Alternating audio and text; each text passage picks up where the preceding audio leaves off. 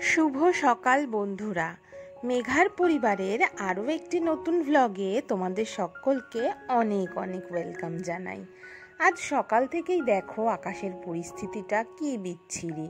ঘুম থেকে উঠেই যদি এরকম বৃষ্টি আর প্যাচপ্যাচে ওয়েদার থাকে, মনটা কিন্তু খুবই খারাপ হয়ে যায়।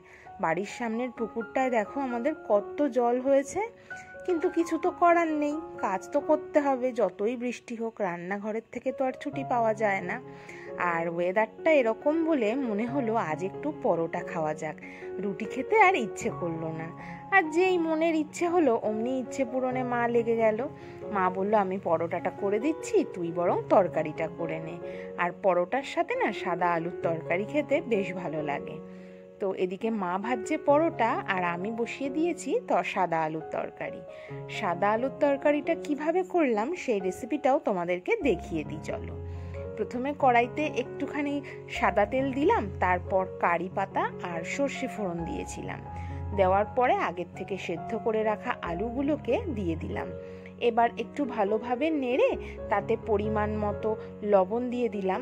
দিয়ে ভালো করে ঢাকা দিয়ে দিয়ে আলুটাকে ভাজতে থাকলাম। তেলের সাথে যখন আলুটা আর লবণটা খুব ভালোভাবে মিশে গেল, তখন ঢাকা দিয়ে দিলাম। দিয়ে গ্যাসটাকে একটুখানি সিম করে দিয়েছি। এরপরে দেখো মোটামুটি কিন্তু ঠিকঠাক আলুর তরকারিটা হয়ে গেছে। ও হ্যাঁ, এখানে কিন্তু কাঁচা লঙ্কাও চিড়ে দিয়েছিলাম, যেটা বলতে ভুলে গেছি। আর এদিকে পরোটাও ভাজা হয়ে গেছে। পরোটাটা বাবার জন্য আর শিবুর জন্য গুছিয়ে দিচ্ছি, ওরা যাতে দোকানে টিফিন হিসেবে নিয়ে যেতে পারে। সকালবেলাটা তো এই দিয়ে মোটামুটি মিটেই গেছে, জমেই গেছিল বর্ষার দিনে পরোটা টিফিন। আর এদিকে আমার জন্য আর মায়ের জন্য গুছিয়ে নিচ্ছি। দুজনে মিলে গল্প করতে করতে সকালবেলা পরোটা আর আলুর তরকারি দিয়ে সকালটা বেশ ভালোই কাটালাম।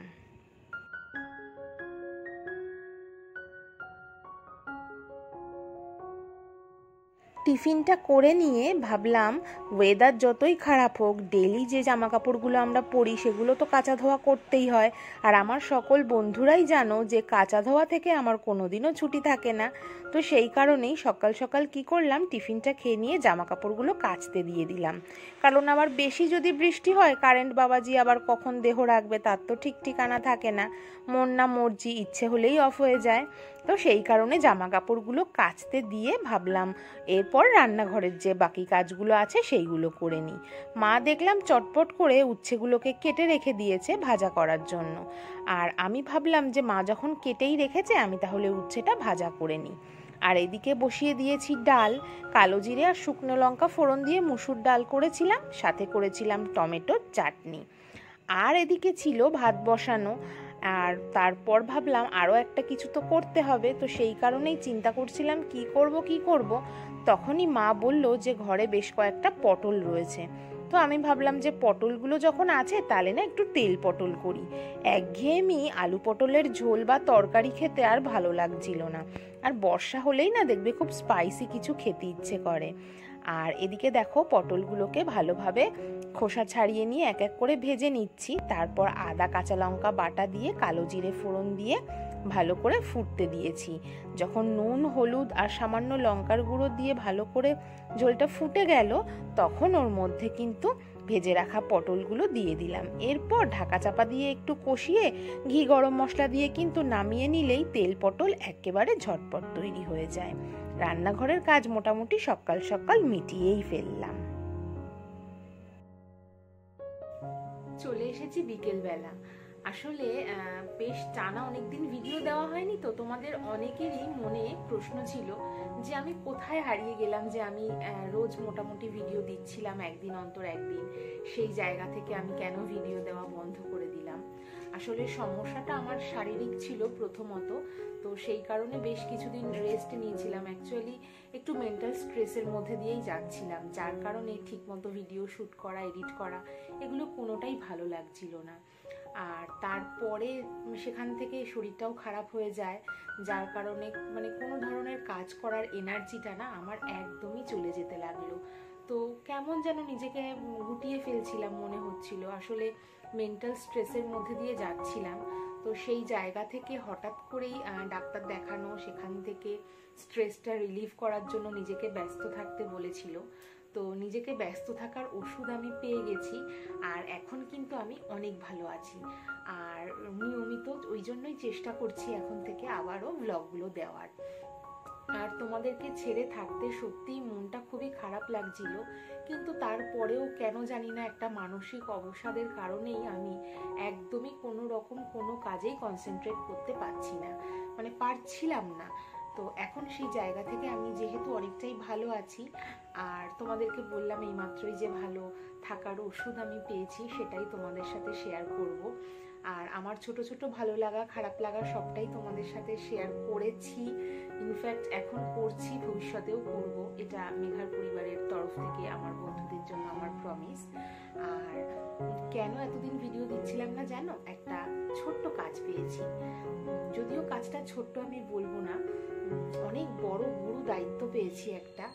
আর সেইটার জন্যই সংসার সামলে শরীর খারাপ সামলিয়ে সেই গুরু দায়িত্বটাকে ঠিকঠাক মতো পালন করা, এটা আমার কাছে কিন্তু একটা খুব চ্যালেঞ্জ। আর আমি আশা করছি বা আশা রাখবো আমি সেই চ্যালেঞ্জটা গত 1 মাস ধরে ঠিকঠাক মতো আমি পালন করতে পেরেছি, আর ইন ফিউচারও আমি পারব। যেহেতু শরীরটা এখন ভালো আছে, ওই জন্য আবারও ব্লগ শুট করতে শুরু করেছি। তো কি সেই গুরু দায়িত্ব পেয়েছি চলো তোমাদের সাথে শেয়ার করি। এটা একটা আই কার্ড, মনে হচ্ছে ফোনে উল্টো দেখাচ্ছে, দেখো তোমরা ঠিক মতো দেখতে পাচ্ছ কিনা। এটা হচ্ছে একটা স্কুলের নাম। তো সেই স্কুলে আমি as a assistant head teacher আমাকে নেওয়া হয়েছে। এই স্কুলটাতে আমি বিয়ের আগেও কাজ করতাম, তারপর লকডাউন হয়ে যায় এবং কাজটা আমি ছেড়ে দিই।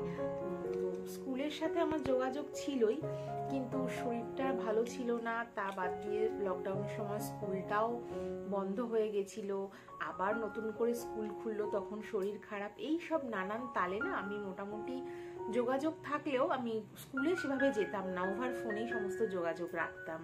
তো সেই স্কুল থেকে এই শরীর খারাপের মধ্যেই হঠাৎ করেই ডাক আসলো, এবং আমি কেন জানি না, হয়তো ডাক্তারের কথাতেও হতে পারে বা জানি না, ঈশ্বরের হয়তো আশীর্বাদ বা ঈশ্বর চেয়েছেন বলেই আমি আবারও কাজ করতে রাজি হয়ে যাই। এবং আমি যেই পোস্টটাতে ছিলাম স্কুলে, সেই পোস্টটাতেই আমাকে আবার রিক্রুট করা হয় as a assistant head teacher, এবং আমি সেই গুরু দায়িত্ব আবার হাতে তুলে নিয়েছি। সমাজকে গড়ে তোলার জন্য একটা শিক্ষকের ভূমিকা কিন্তু সত্যি অনস্বীকার্য, এবং সেই দায়িত্বটা আমি যে আবার পেয়েছি সেটাকে নিয়ে আমি ভীষণ খুশি, এবং আমি চেষ্টা করব আমার সেই দায়িত্বটা যেন আমি ঠিকঠাকভাবে পালন করতে পারি। তো এই কারণেই ব্লগগুলো আমি দিতে পারিনি। আর এই সংসার সামলিয়ে স্কুল সামলিয়ে এই পুরো ব্যাপারটাকে ম্যানেজ করে একটা রিদিমের মধ্যে আনতে আমার সময় লেগে গেল। কারণ আমার ব্লগ যারা দেখো তারা জানো যে আমি একটু গুছিয়ে পরিপাটিভাবে কাজ করার বা ব্লগগুলো দেওয়ার চেষ্টা করি। তো সেই পুরো ব্যাপারটাকে ম্যানেজ করতে আমার বেশ অনেকটা সময় লেগে গেল। তার জন্য তোমাদের কাছে আমি আন্তরিকভাবে দুঃখিত, ক্ষমা প্রার্থী, তোমরা নিজ গুণে আমাকে ক্ষমা করো। আর চেষ্টা করব নিয়মিতভাবে ব্লগটা দেওয়ার। আমি শর্ট ভিডিওতেও বলেছি যে আমি আবারও নতুন করে ভিডিও দেওয়া শুরু করছি, তো সেই জন্য সন্ধ্যাবেলা ভাবলাম তোমাদের সাথে এটা শেয়ার করি। আশা করছি তোমাদের ভালো লাগলো সুখবরটা শুনে, আর এভাবেই সাপোর্ট করো, পাশে থেকো। আজকে আর ভিডিওটা বেশি লম্বা হবে না, হয়তো আজকে ভিডিওটা আমি এখানেই শেষ করে দেব। আজকে তাহলে আসি, চলো টাটা। পরবর্তী ভিডিওতে খুব তাড়াতাড়ি দেখা হবে, ততক্ষণ পরিবারের সকলকে নিয়ে তোমরা ভালো থেকো আর সুস্থ থেকো।